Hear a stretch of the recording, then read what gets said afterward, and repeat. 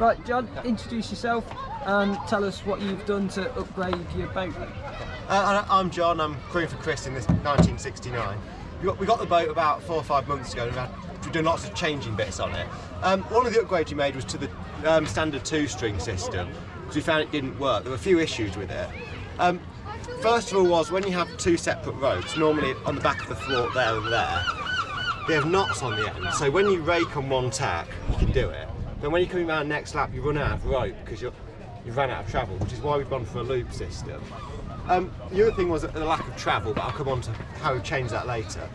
So the aim of the loop is we have our jib halyard tension on the front of the case, on the front of the thwart, sorry, and our shroud tensions on the back. So when we rake, we let the forestay off and pull the shrouds on. And effectively just runs in a loop, so you never run out of rope. So we have all our markings as you would on a standard 2-string boat. So shrouds on there, forestay on there. So what we've now raked, our loop's still the same length. We haven't run out of rope, which is the issue with the standard 2-string system. The other thing we've altered is the travel issue, where normally you'd have a 2-to-1 at the mast, then a 4-to-1 down there, which for us was limiting travel. So our jib halyard, there's no purchase up the top of the mast. It goes up and comes straight down to our hook on a 1-to-1.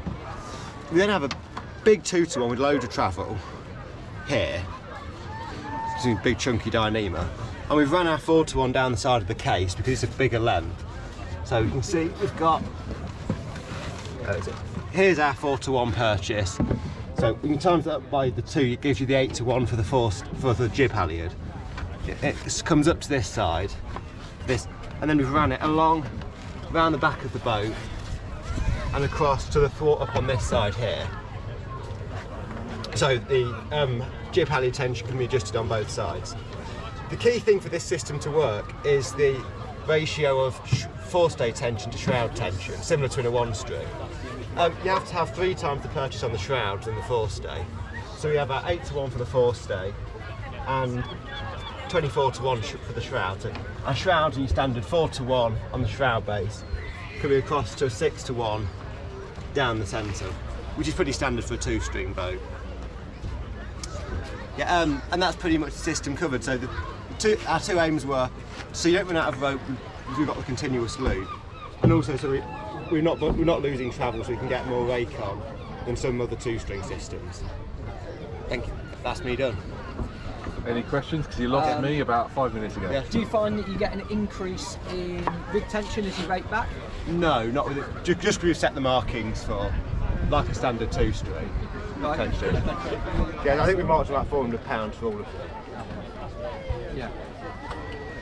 Okay. The one thing I like about this over the 1-string is just downwind, even when you're on our upright setting, is I can just drop the shrouds off quite easily and straighten the mast up on a run.